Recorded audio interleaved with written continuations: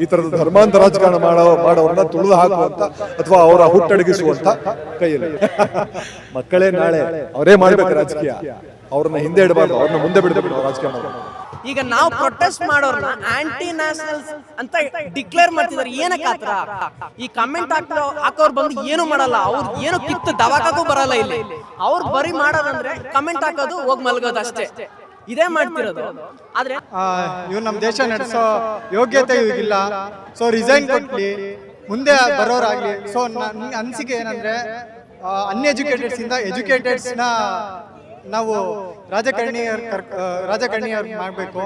ಮತ್ತೆ ಏನಾಗುತ್ತೆ ಅಂತ ನಮ್ಮ ಗೌರ್ಮೆಂಟ್ ಮತ್ತೆ ಬಿದ್ದೇ ಬೀಳತ್ತೆ. ಇದು ಬಿದ್ದಾಗಿದೆ. ಇದು ಡೆಮೋಕ್ರಸಿ ಇಲ್ಲ. ಅಲ್ಲ, ಹೊಡ್ಸ್ಕೊಳ್ತಿರೋನೇ ಸುಮ್ಮನೆ ನಾನು ಹೊಡ್ಸ್ಕೊಂಡ್ರು ನಾನು ಇಲ್ಲೇ ಇರ್ತೀನಪ್ಪ, ನಾನು ಅಲ್ಲಿ ಕದ್ಲಲ್ಲ ಅಂತ ಹೇಳ್ತಿರಬೇಕಾದ್ರೆ ನೀನ್ ಮನೇಲಿ ಕುತ್ಕೊಂಡು ಪಾಪ್ಕಾರ್ನ್ ತಿಂತಿರೋರು ನಿನಗೇನಿಗೆ ನೋವು? ಹೇಳೋದು ಏನು ಅಂತ ಅಂದ್ರೆ, ಇವಾಗ ನಾವು ಸಪೋರ್ಟ್ ಮಾಡ್ತಾ ಇದ್ದೀವಿ, ಕ್ವೆಶನ್ ಕೇಳ್ತಾ ಇದ್ದೀವಿ ಗೌರ್ಮೆಂಟಿಗೆ. ಹೌದಾ? ನಮಗೆ ಸಪೋರ್ಟ್ ಮಾಡೋದಕ್ಕೆ ಆದರೆ ಮಾಡಬೇಕು, ಇಲ್ಲ ಸುಮ್ಮನೆ ಕುತ್ಕೊಬೇಕು.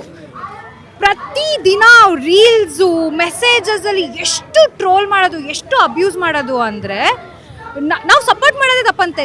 ನಾವು ಸಪೋರ್ಟ್ ಮಾಡ್ತಿದ್ದೀವಿ, ಅವೆಲ್ಲ ಹೊಡ್ಸ್ಕೊಳ್ತಿರೋನೇ ಸುಮ್ಮನೆ ನಾನು ಹೊಡ್ಸ್ಕೊಂಡ್ರು ನಾನು ಇಲ್ಲೇ ಇರ್ತೀನಪ್ಪ, ನಾನು ಅಲ್ಲಿ ಕದ್ಲಲ್ಲ ಅಂತ ಹೇಳ್ತಿರಬೇಕಾದ್ರೆ ನೀನು ಮನೇಲಿ ಕುತ್ಕೊಂಡು ಪಾಪ್ಕಾರ್ನ್ ತಿಂತಿರೋನು ನಿನಗೇನಿಕೆ ನೋವು?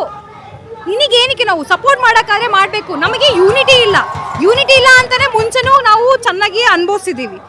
ಇವಾಗೂ ಯೂನಿಟಿ ಇಲ್ಲ ಅಂತ ಹೇಳಿದ್ರೆ ಮತ್ತೆ ಏನಾಗುತ್ತೆ ಅಂತ ನಮ್ಮ ಗೌರ್ಮೆಂಟ್ ಮತ್ತೆ ಬಿದ್ದೇ ಬೀಳತ್ತೆ ತಾನೆ. ಇದು ಬಿದ್ದಾಗಿದೆ. ಇದು ಡೆಮೋಕ್ರಸಿ ಇಲ್ಲ. ಆಪೋಸಿಟ್ ಪಾರ್ಟಿಯವರಿಗೂ ಬಿಡ್ತಾ ಇಲ್ಲ.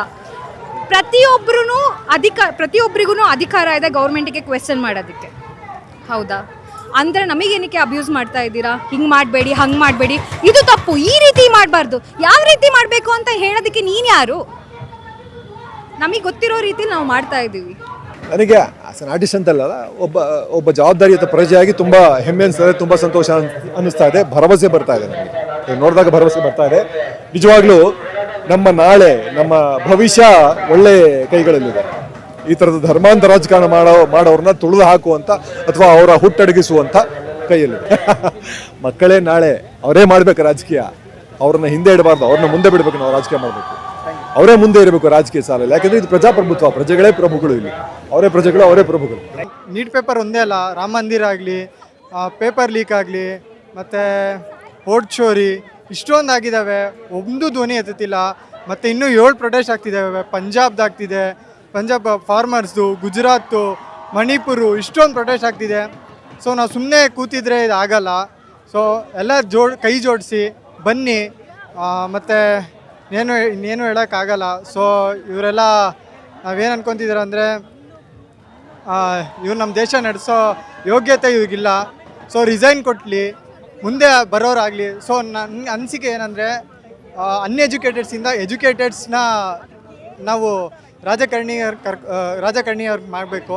ಸೊ ಎಕ್ಸ್ ಗೌರ್ಮೆಂಟ್ ಆಫೀಸರ್ಸ್ ಆಗಲಿ, ಸೊ ಇವ್ರನ್ನ ನಾವು ರಾಜಕಾರಣಿ ಮಾಡಿದ್ರೆ they have plans how to run the government. So ನಾನು ಇಷ್ಟು ಹೇಳೋಕೆ ಇಷ್ಟಪಡ್ತೀನಿ ಅಷ್ಟೇ. ಈಗ ನಾವೇನಾದ್ರು ಪ್ರೊಟೆಸ್ಟ್ ಮಾಡ್ತಿದೀವಿ ಅಂತ ಅನ್ಕೊಳ್ಳಿ, ಬಟ್ ಇವ್ರು ಹೆಂಗಿದ್ದಾರೆ ನಮ್ಮ ಗೌರ್ಮೆಂಟ್ ಅವ್ರು ಅಂತ ಹೇಳಿದ್ರೆ, ನಾನು ಒಂದೇ ಗೌರ್ಮೆಂಟನ್ನು ಪಾಯಿಂಟ್ ಮಾಡಿ ಹೇಳ್ತಿಲ್ಲ, ಎಲ್ಲರ ಬಗ್ಗೆ ಹೇಳ್ತಿರೋದು. ಅವರು ಅದನ್ನು ಮ್ಯಾನಿಪುಲೇಟ್ ಮಾಡಿಬಿಟ್ಟು ಅವ್ರಿಗೆ ಯಾವ ಥರ ಬೆನಿಫಿಟ್ ಬೇಕೋ ಆ ಥರ ಕನ್ವರ್ಟ್ ಮಾಡಿಕೊಂಡು ಜಸ್ಟ್ ಎಲೆಕ್ಷನ್ ಗಿಮಿಗೋಸ್ಕರ ಮಾಡ್ತಿದ್ದಾರೆ. ಈ ನಿನ್ನೆ ಅದೇ ಆಗಿರೋದು. ಓಕೆ, ನಾವು ಕಷ್ಟಪಟ್ಟು 1-2 ತಿಂಗಳಿಂದ ಪ್ರೊಟೆಸ್ಟ್ ಮಾಡಿ ಅದೇನೋ ರಿಸಲ್ಟಿಗೆ ಹೊರತು ಇನ್ನೇನು ಬರಬೇಕು ಅನ್ನೋಷ್ಟರೊಳಗೆ ಬರೀ ಎಲೆಕ್ಷನ್ ಗಿಮಿಗೋಸ್ಕರ ಮಾಡಿ ಅಲ್ಲಿ ಏನು ಕಂಪ್ಲೀಟ್ ಸ್ಟೋರಿನ ಚೇಂಜ್ ಮಾಡಿಬಿಟ್ಟಿದ್ದಾರೆ. ಇಲ್ಲಿ ಯೂತ್ಸ್ ಇಲ್ಲ, ಇಲ್ಲಿ ನಮ್ಮ ಮಕ್ಕಳಿಲ್ವಾ, ಐ ಮೀನ್ ಸ್ಟೂಡೆಂಟ್ಸ್ ಎಲ್ಲ ಈಗ ಇವತ್ತು ನಿನ್ನೆ ಅಂತ ಆಗ್ತಿರೋದು ವಿಚಾರ ಅಲ್ಲ ಇದು. It's been from 3 to 4 years. ಎಲ್ಲರೂ 3-4 ವರ್ಷದಿಂದ ಇದೇ ನಡೀತಿದೆ. ಬಟ್ ಇದ್ರ ಬಗ್ಗೆ ಯಾಕೆ ಕ್ವಶನ್ ಮಾಡ್ತಿಲ್ಲ? ಈಗ ನಾವು ಪ್ರೊಟೆಸ್ಟ್ ಮಾಡೋಕ್ಕಂತ ಬಂದರು, ಇವ್ರು ಏನು ಮಾಡ್ತಿದ್ದಾರೆ ಅಂದರೆ ಬರೀ ಕಮೆಂಟ್ ಸೆಕ್ಷನಲ್ಲಿ ನಮಗೆ ಬೈಕೋತಿದ್ದಾರೆ. ಈಗ ನಾವು ಪ್ರೊಟೆಸ್ಟ್ ಮಾಡೋರ್ನ ಆಂಟಿ ನ್ಯಾಷನಲ್ಸ್ ಅಂತ ಡಿಕ್ಲೇರ್ ಮಾಡ್ತಿದ್ದಾರೆ. ಏನಕ್ಕೆ ಆ ಥರ? ಈ ಕಮೆಂಟ್ ಹಾಕೋರು ಬಂದು ಏನು ಮಾಡಲ್ಲ, ಅವ್ರು ಏನು ಕಿತ್ತು ದವಾಖಾಗೂ ಬರಲ್ಲ. ಇಲ್ಲಿ ಅವ್ರು ಬರೀ ಮಾಡೋದಂದ್ರೆ ಕಮೆಂಟ್ ಹಾಕೋದು, ಹೋಗಿ ಮಲ್ಗೋದು ಅಷ್ಟೇ. ಇದೇ ಮಾಡ್ತಿರೋದು. ಆದರೆ ನಮಗೆ ಏನಕ್ಕೆ ಉಲ್ಟಾ ಮಾತಾಡ್ತಿರೋದು ಇವರು? ನಮ್ಮನ್ನು ಯಾಕೆ ಇವರು ಆಂಟಿ ನ್ಯಾಷನಲ್ಸ್ ಅಂತ ಕರಿತಿರೋದು ನನ್ನ ಕ್ವಶನ್ ಅಷ್ಟೇ. ಈಗ ಆ್ಯಕ್ಚುಲಿ ನಾನು ನೀಟ್ ಆಸ್ಪಿರೆಂಟ್ ಅಲ್ಲ, ನಾನು ಎಕ್ಸಾಮ್ ಬರ್ದಿಲ್ಲ, ನಾನು ಬೇರೆ ಎಕ್ಸಾಮ್ಸ್ನ ಬರ್ದಿದ್ದೀನಿ. ಈಗ ನಾವು ಸೆಂಟ್ರಲಲ್ಲಿ ಸುಮಾರು ಸಮಸ್ಯೆಗಳಿದೆ. ಇವಾಗ ಒಂದೇ ಸಮಸ್ಯೆ ಇಲ್ಲ. ಅಗ್ರಿಕಲ್ಚರ್ ರಿಲೇಟೆಡ್ ರೈತರು ಕೂಡ ಪ್ರೊಟೆಸ್ಟ್ ಮಾಡ್ತಾ ಇದ್ದಾರೆ ನಮ್ಮ ಕರ್ನಾಟಕದಲ್ಲಿ. ಅದನ್ನು ಬಿಟ್ಟರೆ ಬೇರೆ ಎಲ್ಲ ಸಮಸ್ಯೆ ಇದೆ. ಇವಾಗ ಎಷ್ಟೋ ಭಾಗ್ಯಗಳು ಕೊಡ್ತಿದ್ದೀವಿ, ಮತ್ತೇನೋ ಡಿಜಿಟಲ್ ಇಂಡಿಯಾ ಮಾಡೋಕ್ಕೆ ಹೋಗ್ತಿದ್ದೀವಿ ಅಂತ ಎಲ್ಲ ಹೇಳ್ತಿದ್ದಾರೆ. ಸ್ಟೂಡೆಂಟ್ ಇವಾಗ ಇಲ್ಲಿ ಕೇಳಕ್ಕೆ ಹೋಗಿರೋದು ಜಸ್ಟ್ ಅವ್ರ education, justice for their education. Means education is a fundamental right. ನಮ್ಮದು ಅಧಿಕಾರ ಇದೆ, ನಾವು ಅದನ್ನು ಕೇಳೋ ಹಕ್ಕಿದೆ ನಮಗೆ, ಅದಕ್ಕೆ ನಾವು ಕೇಳಕ್ಕೆ ಹೋಗಿದ್ದು. ಬಟ್ ಅವ್ರ ಮೇಲೆ ಲಾಠಿ ಪ್ರಹಾರ ಮಾಡಿದ್ದು ಇದು ಮೊದಲನೇ ತಪ್ಪು. ಮತ್ತು ಪೀಸ್ಫುಲ್ ಪ್ರೊಟೆಕ್ಟ್ ಮಾಡೋದು ನಮ್ಮದು, ಅದು ಫಂಡಮೆಂಟಲ್ ರೈಟ್, ಆರ್ಟಿಕಲ್ 19 ಬರುತ್ತೆ. ಆ ಥರನೇ ಅವರು ಮಾಡ್ತಿದ್ದು, ಅದು ಕೂಡ ತಪ್ಪಾಗುತ್ತೆ. ಮತ್ತು ಇವರು ಎಕ್ಸಾಮ್ ಮಾಡಕ್ಕೆ ಹೋದವರು, ಯಾವುದೇ ಎಕ್ಸಾಮ್ಸ್ ಆಗಿರಲಿ, ಇವಾಗ PSC ಎಕ್ಸಾಮ್ ಇದೆ, KPSC ಎಕ್ಸಾಮ್ ಮಾಡುತ್ತೆ, UPSC ಎಕ್ಸಾಮ್ ಮಾಡುತ್ತೆ, ಅವ್ರನ್ನ ಪ್ಯಾಟ್ರನ್ ಎಲ್ಲ ಕೊಡ್ತಾರೆ. ಇವಾಗ ಯಾವುದೇ ಸ್ಟೂಡೆಂಟ್ ಎಕ್ಸಾಮ್ ಬರೆಯೋಕ್ಕೆ ಹೋಗಬೇಕು ಅಂದರೂ ಸುಮಾರು ವೆರಿಫಿಕೇಶನ್ ಮಾಡ್ತಾರೆ ಅವ್ರ ಬಟ್ಟೆ ಯಾವ ಥರ ಹಾಕಿದ್ದಾರೆ, ಬಟನ್ ಇದೆಯಾ, ಅದಿದೆಯಾ, ಅದು ಏನು ಹಾಕ್ಕೊಂಡು ಹೋಗಬಾರ್ದು. ಬಟ್ ಅವ್ರು ಯಾವ ಥರ ವೆರಿಫಿಕೇಶನ್ ಮಾಡಿ OMR ಶೀಟ್ನ ತಂದು ನಿಲ್ಲಿಸಿದ್ದಾರೆ ಇಲ್ಲಿ. ಅದು ಯಾವ ಥರ ಎಜುಕೇಷನ್ ಇದು? ನಾವು ಯಾವ ಸಿಸ್ಟಮಲ್ಲಿ ಬದುಕ್ತಿದ್ದೀವಿ? ಇದು ನಮ್ಮ ಡೆಮಾಕ್ರಸಿ. ನಾವು ವೋಟ್ ಮಾಡಿ ಅವ್ರನ್ನ ಆ ಸಿಟಿಗೆ ಕಳಿಸಿದ್ದೀವಿ ಹೊರತು ಅವರು ನಮ್ಮಿಂದಾಗಿ ಅವರಿಂದಾಗಿ ನಾವಲ್ಲ. ನಾವು ಅವ್ರನ್ನ ಕಳಿಸಿದ್ದೀವಿ ಅಂದಮೇಲೆ ಅವ್ರನ್ನ ಬೀಳಿಸೋ ಅಧಿಕಾರನೂ ನಮ್ಮ ಹತ್ರ ಇದೆ. ಅದನ್ನ ಇವಾಗ ತೋರಿಸ್ತಿದ್ದೀವಿ. ಅವಾಗಿನ ಕಾಲದಲ್ಲಿ 1947 ನಮಗೆ ಫ್ರೀಡಮ್ ಸಿಕ್ಕಿತ್ತು ಅಂತ ನಾವು ಮಾತಾಡ್ತಿದ್ವಿ. ಲಾಲಾ ಲಜಪತ್ ಥರ ಈ ಥರ ಲಾಠಿ ಚಾರ್ಜ್ ಆದಾಗ ಸತ್ತೋದ್ರತೆ ಅಂತ ನಾವು ಓದಿದ್ದೀವಿ ಬುಕ್ಸಲ್ಲಿ. ಆದರೆ ಇವಾಗ ಇದು ನಿಜ ನಡೀತಿದೆ. ಇದು ಡಿಜಿಟಲ್ ಇಂಡಿಯಾ ಅಂತ ಅವ್ರು ಏನು ಹೇಳಿದ್ದಾರೆ ನರೇಂದ್ರ ಮೋದಿ ಅವರು. ನಾನು ಅವರ ಯಾವುದೇ ಗೌರ್ಮೆಂಟ್ ವಿರುದ್ಧ ನಾವು ಮಾತಾಡೋಕ್ಕೆ ಹೋಗ್ತಿಲ್ಲ. ಇಲ್ಲಿ ಜಸ್ಟ್ ನಮ್ಮ ಹಕ್ಕನ್ನು ಕೇಳಕ್ಕೆ ಬಂದಿದ್ದೀವಿ about education. Just education is a right. ನಾವು ಅವ್ರನ್ನ ಕ್ವಶನ್ ಮಾಡೋ ಅಧಿಕಾರ ನಮಗೆ ಅವರೇ ಕೊಟ್ಟಿದ್ದಾರೆ, ಕಾನ್ಸ್ಟಿಟ್ಯೂಷನ್ ಕೊಟ್ಟಿದೆ ನಮಗೆ. ಅದನ್ನು ನಾವು ಕೇಳಕ್ಕೆ ಬಂದಿದ್ದೀವಿ. ಕೇಳಕ್ಕೆ ಬಂದಾಗ ಯಾವ ಥರ ಭರವಸೆ ಕೊಡಬೇಕು ಅದನ್ನು ಕಲ್ಕೋಬೇಕು ಜನ. ಮತ್ತು ಜನಕ್ಕೆ ಹೇಳಕ್ಕೆ ಇಷ್ಟಪಡ್ತೀನಿ ನಾನು, ನಮ್ಮ ಮಕ್ಕಳೇ ನೀಟ್ ಬರ್ದಿಲ್ಲ, ನಮ್ಮ ಫ್ಯಾಮಿಲಿಯಲ್ಲಿ ಯಾರೂ ಇದರಲ್ಲಿ ಇಲ್ಲ ಅಂತ ಅವ್ರು ಕೈ ಕುತ್ಕೊಂಡ್ರು ಅಂದರೆ ಮುಂದಿನ ಭವಿಷ್ಯ ಬಂದೇ ಬರ್ತಾರೆ. ಯಾರಾದರೂ ಅವ್ರ ಮನೇಲಿ ಒಬ್ರು ಇದ್ದೇ ಇರ್ತಾರೆ. ಯಾರಾದರೂ ಒಂದು ಇದೇ ನೀಟ್ ಎಕ್ಸಾಮ್ ಅಲ್ಲ, ಕಾಂಪಿಟೇಟಿವ್ ಎಕ್ಸಾಮ್ ಯಾವುದೇ ನಮ್ಮ ಮಗಳು ಗೌರ್ಮೆಂಟ್ ಜಾಬ್ಸಿಗೆ ಓದ್ತಿರ್ತಾರೆ. ಇವಾಗ UPSC KPSC ಯಾವುದ್ಯಾವುದೋ ಎಕ್ಸಾಮ್ಸಿಗೆ ಓದ್ತಿರ್ತಾರೆ. ಯಾವ ಥರ ಭರವಸೆ ಕೊಡಬೇಕು ಇವಾಗ? ಈ ಥರ ಪ್ಯಾಟರ್ನ್ ಲೀಕ್ಸ್ ಆದರೆ, ಪೇಪರ್ ಲೀಕ್ಸ್ ಆದರೆ ಎಲ್ಲ ಕಡೆ OMR ಇಶ್ಯೂ ಆ ಥರ ಎಲ್ಲ ನಡೀತಿದೆ. ಸೊ ಅದು ಹಾಂ, ನಾನು ಕರಪ್ಷನ್ ಬಗ್ಗೆ ಮಾತಾಡಲ್ಲ. ಈಗ ಕರಪ್ಷನ್ ಎಲ್ಲಿಲ್ಲ. ಈಗ ಯಾರು ಕರಪ್ಟ್ ಮಾಡ್ತಿದಾರಲ್ಲ ಅವರು ಇದೇ ಥರ ಬೆಳ್ಕೊಂಡು ಹೋಗಿರ್ತಾರೆ. ಯಾಕಂದರೆ ಅವರಿಗೂ ಗೊತ್ತಿರುತ್ತೆ ಕಷ್ಟ ಯಾವ ಥರ ಅಂತ. ಈಗೆಲ್ಲ ಗೌರ್ಮೆಂಟ್ ಅಧಿಕಾರಿಗಳು ಒಳ್ಳೆ ಬ್ಯಾಕ್ಗ್ರೌಂಡಿಂದ ಬಂದಿರ್ತಾರೆ ಅಂತ ನಾನು ಹೇಳೋಕ್ಕೆ ಹೋಗಲ್ಲ. ಅವರು ಕಷ್ಟಪಟ್ಟು ಹೋಗಿರ್ತಾರೆ. ಬಟ್ ಅದನ್ನು ಅರ್ಥ ಮಾಡ್ಕೋಬೇಕು. ಎಥಿಕ್ಸ್ ಇರಬೇಕು, ಮೊರಾಲಿಟಿ ಇರಬೇಕು ಅವ್ರ ಹತ್ರ.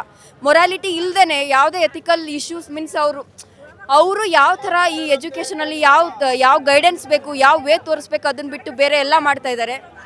ಸೊ ಅವ್ರಿಗೇನು ಬೇಕೋ ಅವ್ರ ಲೈಫ್ ಸೆಕ್ಯೂರ್ ಇದೆಯಾ, ಮುಗೀತು. ಅವ್ರ ಮಕ್ಕಳೆಲ್ಲ ಬೇರೆ ಯೂನಿವರ್ಸಿಟೀಸು, ಬೇರೆ ಅಬ್ರಾಡಿಗೆ ಹೋಗ್ತಾರೆ. ಇವಾಗ ನಾನು ಒಂದು ಹೇಳಕ್ಕೆ ಇಷ್ಟಪಡ್ತೀನಿ ಇದರಲ್ಲಿ. ಇವಾಗ ನಾವು ಇಂಡಿಯಾ ಫಸ್ಟ್, ನಮ್ಮ ಇಂಡಿಯಾ ಏನಿದೆ ಅಂದರೆ ರೆಮಿಟೆನ್ಸನ್ನ ಹೈಯೆಸ್ಟ್ ತಗೋತಿದ್ದೀವಿ ನಮ್ಮ ಇಂಡಿಯಾ. ಯಾಕೆ? ನಮ್ಮ ರಿಸೋರ್ಸಸ್ ಅಂದರೆ people, we are the resources of India. ನಾವು ಸೆಲ್ ಮಾಡಿದ್ದೀವಿ ಬೇರೆ ಕಡೆ. ಯಾಕೆ? ಅನ್ಎಂಪ್ಲಾಯ್ಮೆಂಟ್. ನಮ್ಮ ಇಂಡಿಯಾದಲ್ಲಿ ಎಂಪ್ಲಾಯ್ಮೆಂಟ್ ಇಲ್ಲ. ಅದಕ್ಕೆ ತಾನೇ ಬೇರೆ ದೇಶಕ್ಕೆ ಹೋಗಿ ನಾವು ಕೆಲಸ ಮಾಡ್ತಿರೋದು. ಅಲ್ಲಿಂದ ನಮಗೆ ದುಡ್ಡು ಕಳಿಸ್ತಾರೆ ಅವರು. ಅದನ್ನು ನಾವು ರೆಮಿಟೆನ್ಸಸ್ ಅಂತ ತಗೋತೀವಿ. ಯಾಕೆ? ಇವ್ರು ಇಲ್ಲೇ ಕ್ರಿಯೇಟ್ ಮಾಡ್ಬೋದಲ್ಲ. ಡಿಜಿಟಲ್ ಅಂತ ಹೇಳ್ಕೊತಾ ಹೋದರೆ ಎಲ್ಲಿದೆ ಎಂಪ್ಲಾಯ್ಮೆಂಟ್ ಇಲ್ಲಿ? ಯಾಕೆಲ್ಲ ನಾವು ಹಿಂಗೆ ಬೀದಿಗೆ ಬಂದು ಇವಾಗ ಮಾತಾಡೋಂಗಾಗಿದೆ?